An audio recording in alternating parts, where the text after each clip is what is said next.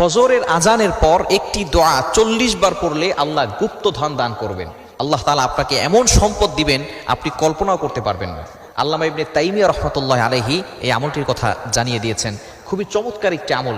এই ফজরের আজানের সময় কিন্তু আসমানের সকল দরজাগুলো খুলে দেওয়া হয়। এটা কি আপনারা জানেন?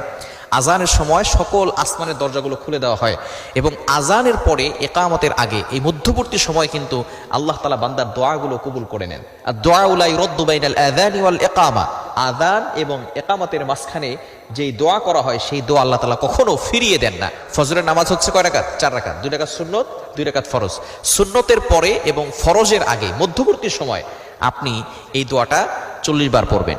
দোয়াটি হচ্ছে ইয়া হাইয়ু ইয়া কাইয়ুম লা ইলাহা ইল্লা আনতা বিরহমাতিকা আস্তাগীথ। এই দোয়াটা আমরা অনেকে জানি না। ইয়া হাইয়ু ইয়া কাইয়ুম, আল্লাহ তাআলা 2টি গুণবাচক নাম। এই 2টি গুণবাচক নামই আল্লাহ তাআলার ইসমে আযম।